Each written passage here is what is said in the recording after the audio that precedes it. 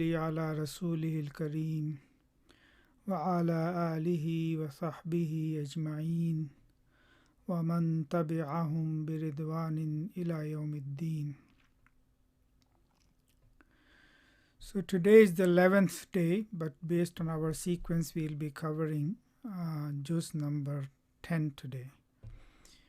And juz number 10 is mostly Surah Al-Anfal and Surah Tawbah. Again, two very surahs with very distinct character and very focused message, all revolving around life of struggle and life of jihad. So if you recall from when we started this series and started with Surah Al-Fatiha and then covered Surah Al-Baqarah and then Al Imran and An-Nisa and Maida and An'am and Araf, and then we come to this place today. We started with asking Allah for Hidayah. Allah subhanahu wa ta'ala reveals His book. He says, this is the book of Hidayah for you. And then He starts the conversation with describing who are the people whose hearts are open to this Hidayah and who are the people whose hearts are close to the Hidayah. And then He continues to describe to us a narration from the history of the previous ummas, the previous people who were the followers of the previous prophets who held the commanding position of being the messengers, and their Sharia and their book was the book of the current times during that historical time. And so in that, Allah subhanahu wa ta'ala warns us against certain pitfalls, that it is part of human psychology, human nature, that human beings, one receiving the hidayah with the passage of time, with the deterioration of circumstances, can get into situations which are condemned and not good situations. And so the reason Allah subhanahu wa ta'ala mentioned them to us in the Quran is so that we can watch out and not ourselves fall into the same situations and same circumstances. It's a historical narration, not a commentary on a very particular set of people with whom we interact in the world, especially in our world today. And even at the time of Prophet sallallahu alaihi wasallam, it was mostly historical. So we go through all of that. Then yesterday we came to Surah Al-Araf. So we came to Al-An'am, where the surah was mostly about Allah and man's relationship with Allah and our dependency on Allah. And then we came to Surah Al-Araf, which described the nature of man, its creation, its end, and the struggle of man with truth and falsehood, and the responses that human beings give to under different circumstances in the society. And so that was the topic of Surah Al-Araf. It was a lot that we tried to cover in 20-30 minutes of the each day's session, but I think I just indicated in a very broad sense as to the broad topics that are being covered, or the subject matter to understand. When you are reciting the whole juz, understand what subject matter is revolving around the verses that are being recited. And so today we come to Surah Al-Anfal and Tawbah. And Al-Anfal and Tawbah deal with human conflict, deal with human conflict and human enmities that exist between different groups of human beings on this earth. And so it deals with this inevitability and essentiality of conflict. And certainly if Allah subhanahu wa ta'ala had so desired, He would created us in a place, in a world where there was no need for any conflict.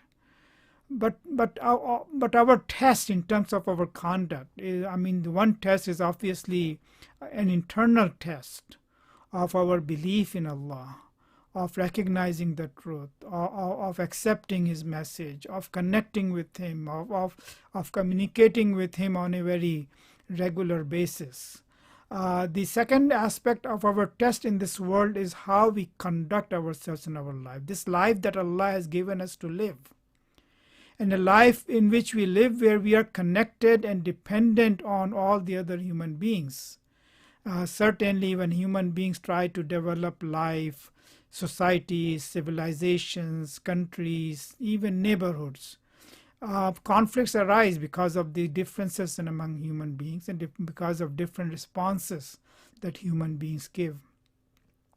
So the conflict exists to provide that context in which Allah subhanahu wa ta'ala tests the original purpose of our creation, لِيَبْلُوَكُمْ أَيُّكُمْ أَحْسَنُ عَمَلًا.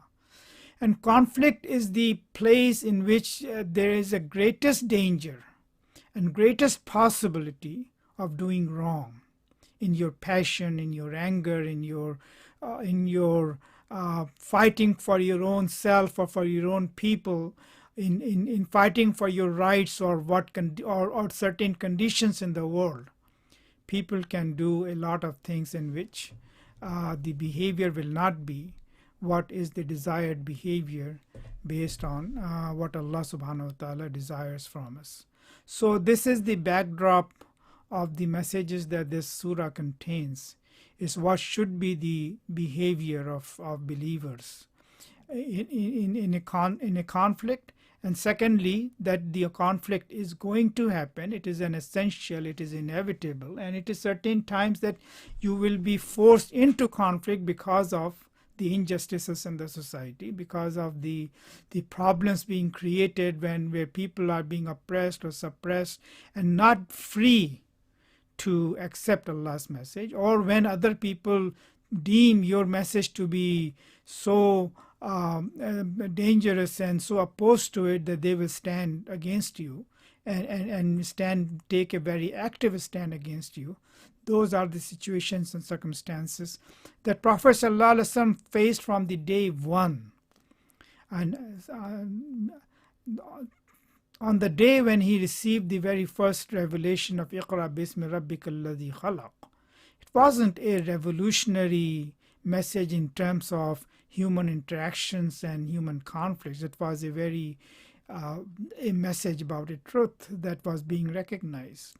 And as soon as he came down from the cave of Hira, he was afraid and he was fearful.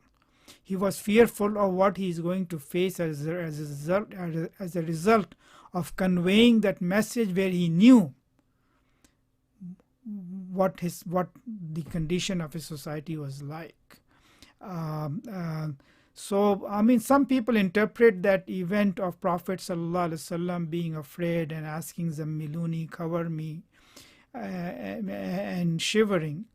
Some people tend to take it from purely physical perspective, that he went through an extraordinary incident in a cave, just like you may face some horror or some event that is not natural, that is not human, that you are not used to. And so it will instill fear, and it will shake you up like seeing a ghost or something like that.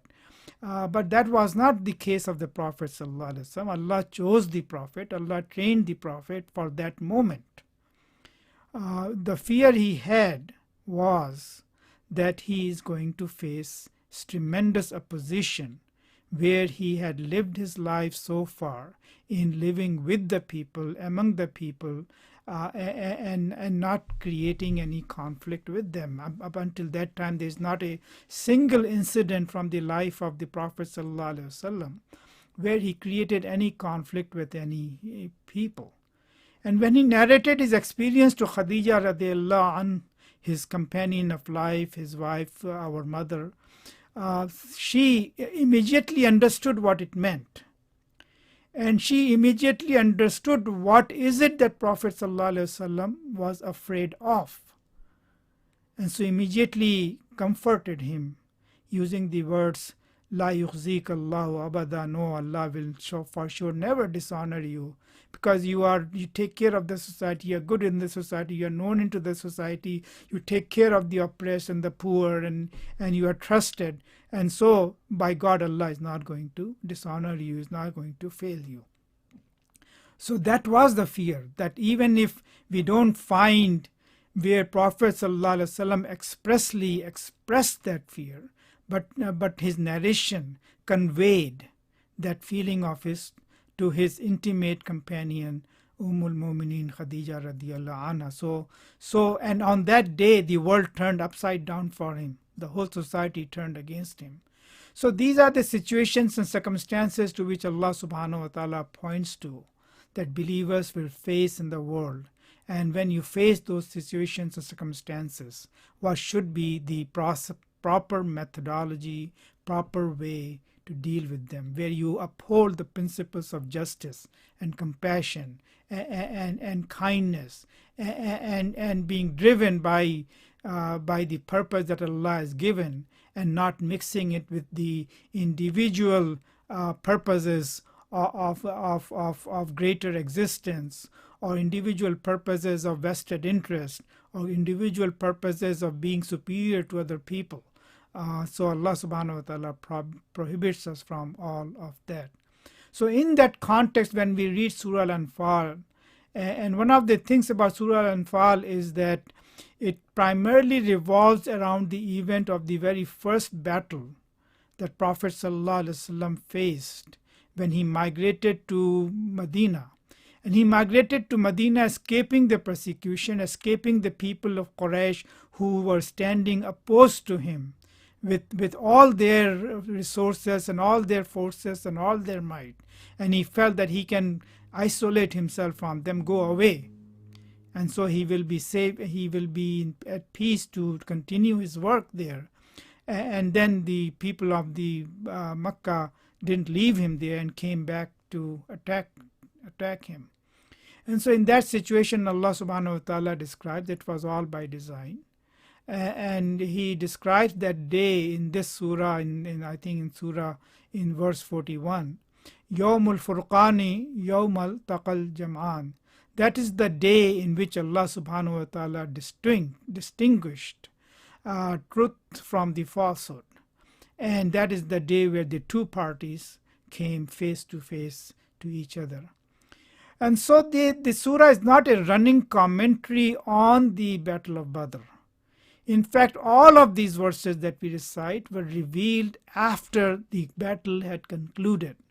And so now it is a commentary on the experience that the people faced and went through, and not a running commentary on a chronological description of what was going on and being given instructions at every step that now this is what he should do, now this is what he should do. That's not what it is. Because Prophet ﷺ had to deal with the situations and circumstances based on his human strategy. He dealt with people in whom he had instilled the faith in Allah, to who taught the moral values, and then it was a time to test those things, to test their trust, their tawakkul, their belonging to Allah, to test their willing to do whatever Allah asks and desires of them, a test of how they should conduct themselves when they face this kind of situation and this kind of opposition. And so in that situation and circumstances, this is not these, although the subject matter is Badr, but it is post-Badr that Allah subhanahu wa ta'ala is giving an analysis of what went on and what people went through. And it is through that analysis that Allah subhanahu wa ta'ala is trying to draw up and teach certain lessons of the basic fundamental principles that belong to the hidayah that Allah subhanahu wa ta'ala has given human beings, that they must observe those principles in their lives. So this was an overall context in which this surah contains, and all of the verses you will find in the surah are in that context. So because of the shortness of time, I'm going to, as usual, I'm going to pick up just few verses and deal with those few verses in from every surah and every juz. So today I want to focus on the verses number 20 to 25 of Surah Al-Anfal. The verse 20 to 25, which starts by Allah subhanahu wa ta'ala asking, Ya ayyuhalladhina amanu ati'u Allah wa rasulahu wa la tawallaw anhu wa antum tasma'un. Believers, obey Allah and His messengers and do not turn away from Him after you hear His command. And continues to verse number 25. In the interest of time, I'm not going to recite the whole thing. And since you will be reading it in your own copies of the Quran, you can refer to what you have in front of you in order to see the verses that I am referring to. So in this surah, the lessons that are being drawn is, first of all, is Atiullah wa rasulahu wa la tawallaw anhu. So it's describing extraordinary circumstances when people will be shaken up and will start to think, is there any benefit in my remaining who I am or believing in it? Am I going to be able to survive in the world with this thinking?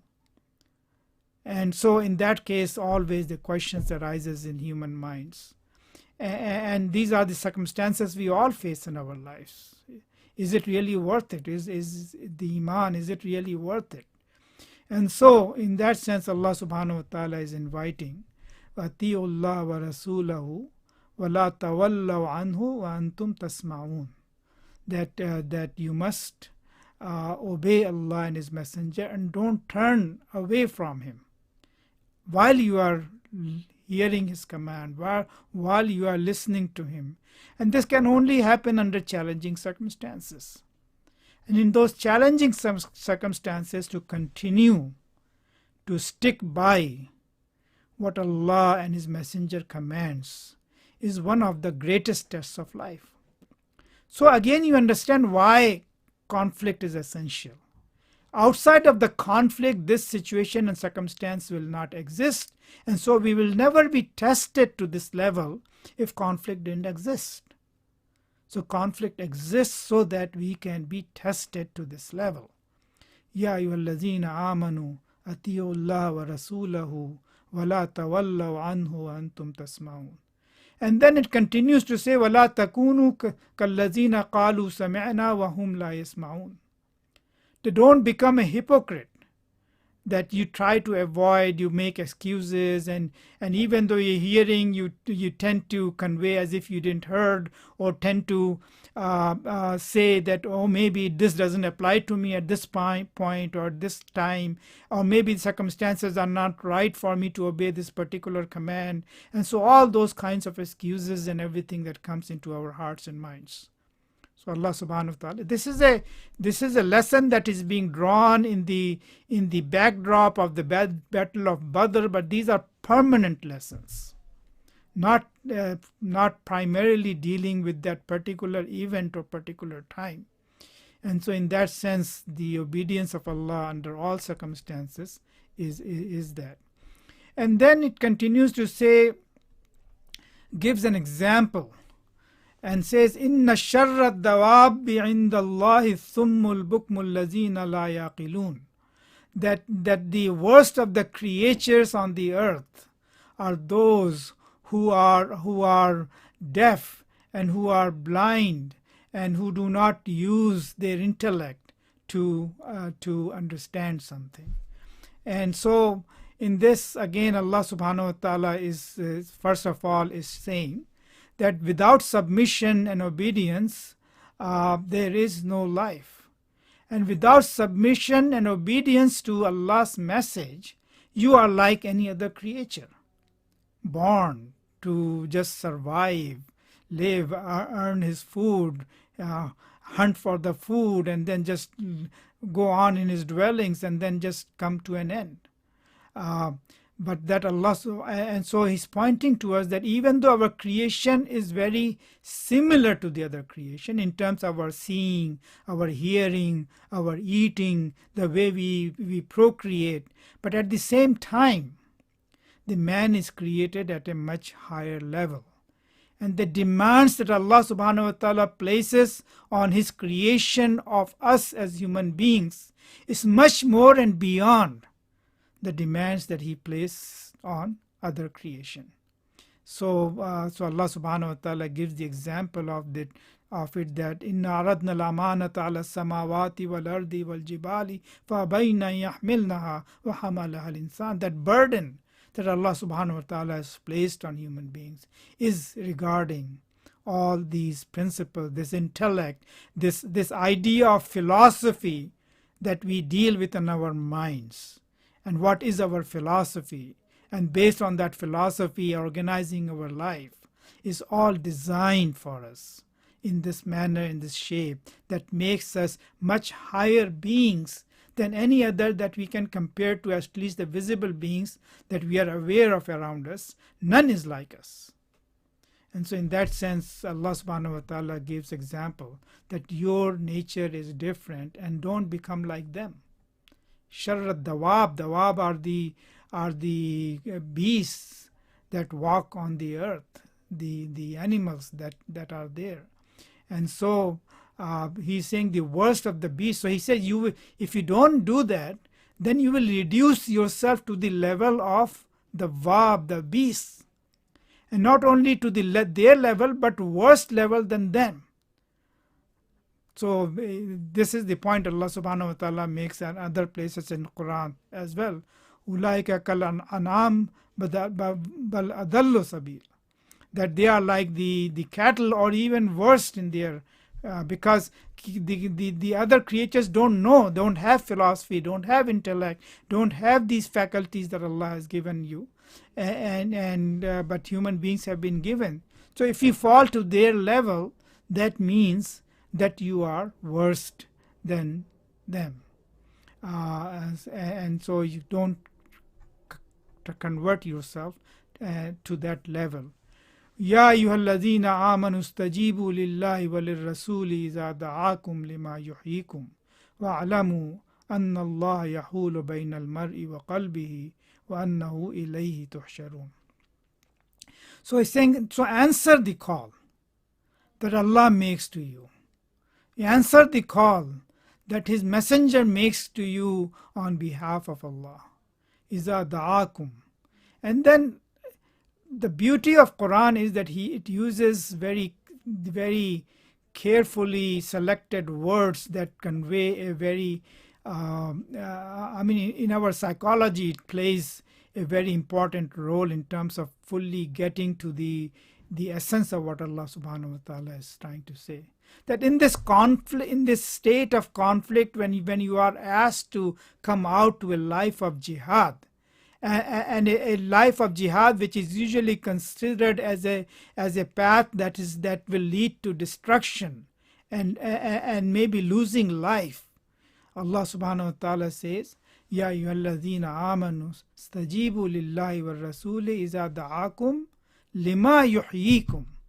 So Allah subhanahu wa ta'ala is saying lima yuhyikum in the context of Al-Anfal, in the context of Al-Badr, in the context of conflict, is a very significant usage of that word. Iza da'akum lima yuhyikum, that you must answer the call when he invites you to that in which there is your life. That you think that this is the path of losing life, but rather than if you don't go on that path, then it is going to be your destruction.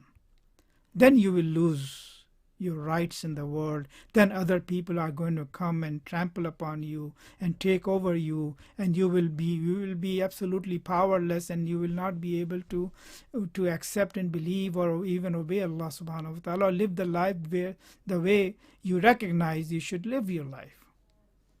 So that is the essential message. Lima yuhyikum wa'alamu anna Allah yahulu bayna al-mar'i wa qalbihi wa annahu ilayhi tuhsharun. Wattaqu fitnatan la tusibanna alladhina zalamu minkum khassa wa'alamu anna Allah shadidul iqab. And so guard against the mischief and fitna that will not only bring punishment to the wrongdoers among you. Know well that Allah is severe in punishment. See, consequences of not answering to that call of action is that the fitna is going to envelope and gather around everyone. You think you are not involved in the conflict. You think you can just settle and live your life in some corner in the world and you will be saved. Allah subhanahu wa ta'ala says, fear, be warned, guard yourself against that fitna, which if it comes, it will not be limited only to particular people, but it will engulf everyone in the society. And so the well-being of the society, the society being able to function in the world requires that human beings involve themselves into these active things in life. And this is not just a religious concept, but even in the secular world, you go through all the wars and all the conflicts that the societies and countries and groups in the world have go through and have gone through, from the most civilized to the most uncivilized people in the world, all have been involved in this. So this is the nature of life. We need to accept that this is how Allah has placed us in this. This is how Allah has created life for us. And as I said in the beginning, there is a reason and a purpose why life is like this, which is that it provides those challenging circumstances under which our iman, our faith, our belief in Allah, our trust in Allah is actually tested. So this actually conforms to liyabluwakum ayyukum ahsanu amala, that so that Allah may test you as to who amongst you is best in conduct. And so the general punishment that everyone will receive does not mean that you will receive punishment for crimes that are committed by others, but your punishment is the consequence of condoning it and not doing anything about it. And so that is something that Allah subhanahu wa ta'ala warns us against.